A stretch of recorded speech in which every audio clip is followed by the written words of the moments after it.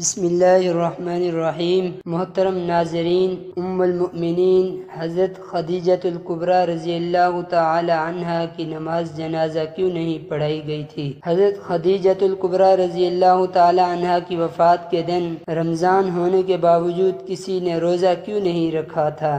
حضرت خدیجہ رضی اللہ تعالی عنہا کی وفات کے سال کو عام الحزن کیوں کہا جاتا ہے؟ یہی ہماری آج کی ویڈیو کا موضوع ہوگا۔ حضرت خدیجہ رضی اللہ تعالی عنہا وہ پہلی خاتون ہیں جنہیں قرآن مجید کی روح سے سب سے پہلے ام المؤمنین ہونے کا شرف حاصل ہے۔ اس کے علاوہ ذاتی طور پر قرآن شریف میں آپ کے ایثار و قربانی کا ذکر ہے۔ پیغمبر اسلام حضرت محمد صلی اللہ علیہ وآلہ وسلم سے شادی سے پہلے حضرت خدیجہ مکہ کے بہت بڑے کاروبار کی مالک تھیں۔ آپ کے عظیم کاروان تجارت میں 80,000 اونٹ تھے جن کے ذریعے شام، یمن، مصر وغیرہ کی طرف برابر آپ کا سامان تجارت جاتا رہتا تھا۔ شادی کے بعد آپ نے اپنا سارا مال اور ساری دولت نبی کریم صلی اللہ علیہ وسلم کے قدموں میں رکھ دی تھی تاکہ اسلام کی نشو و نما کے کام آ سکے۔ ام المؤمنین حضرت خدیجۃ الکبریٰ رضی اللہ تعالی عنہا انتہائی بافضیلت خاتون تھیں۔ آپ کے والد ماجد کا نام خویلد ابن اسد اور والدہ ماجدہ کا نام فاطمہ بنت زیدہ تھا۔ ان دونوں کا سلسلہ نسب آگے چل کر پیغمبر اسلام حضرت محمد صلی اللہ علیہ وسلم کے سلسلہ نسب سے مل جاتا ہے۔ آپ کی ولادت 15 سال قبل از عام الفیل اور 65 سال قبل از ہجرت نبوی ہوئی۔ آپ نے 65 سال کی عمر میں وفات پائی اور مکہ کے مشہور قبرستان جنت المعلیٰ میں سپرد خاک ہوئیں۔ حضرت ابو ہریرہ رضی اللہ تعالیٰ عنہ حضور صلی اللہ علیہ وسلم کی بارگاہ میں حضرت جبرائیل علیہ السلام آ کر عرض گزار ہوئے، یا رسول اللہ صلی اللہ علیہ وسلم کہ خدیجہ جو ہیں ایک برتن لے کر آ رہی ہیں جس میں سالن اور کھانے پینے کی چیزیں ہیں۔ جب یہ آپ کے پاس ہیں تو انہیں ان کے رب کا اور میرا سلام کہیے اور انہیں جنت میں موتیوں کے مال کی بشارت دے دیں جس میں نہ کوئی شور ہوگا نہ کوئی تکلیف ہوگی۔ حضرت علی رضی اللہ تعالیٰ عنہ سے روایت ہے کہ حضور پاک صلی اللہ علیہ وسلم نے فرمایا، اپنے زمانے کی سب سے بہترین عورت مریم ہے اور اسی طرح اپنے زمانے کی سب سے بہترین عورت حضرت خدیجہ رضی اللہ تعالیٰ عنہا ہے۔ یہ حدیث متفق علیہ ہے۔ اس طرح حضرت عبداللہ بن عباس رضی اللہ تعالیٰ عنہ فرماتے ہیں کہ ایک دفعہ حضور نبی کریم صلی اللہ علیہ وسلم نے زمین پر 4 خطوط کھینچی اور دریافت فرمایا، کیا آپ جانتے ہو کہ یہ کیا ہے؟ صحابہ کرام رضوان اللہ علیہ مجمعین نے عرض کیا، یا اللہ اور اس کے رسول ہی بہتر جانتے ہیں۔ آپ صلی اللہ علیہ وسلم نے فرمایا کہ یہ جنت کی بہترین عورتیں ہیں جو کہ حضرت خدیجہ بنت خویلد، حضرت فاطمہ بنت محمد، آسیہ بنت مزاحم یعنی فرعون کی بیوی اور حضرت مریم بنت عمران ہیں۔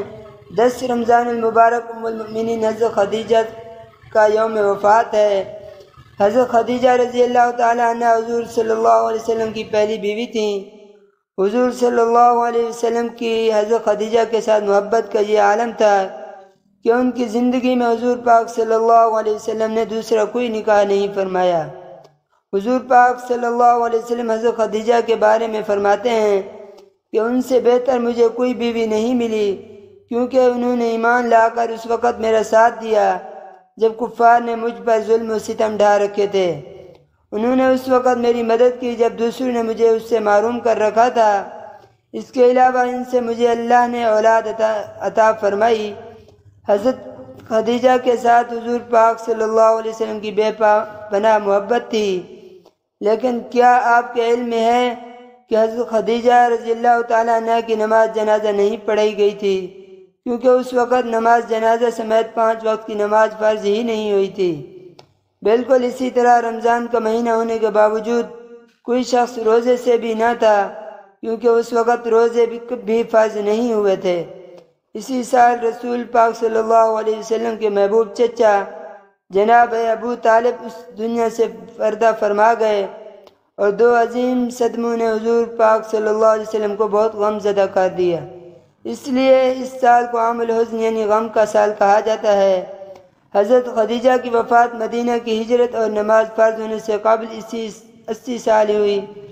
جب حضرت ابو طالب کی وفات ہوئی، روایت کے مطابق انہیں جنت میں موتیوں سے تیار کردہ گھر ملے گا۔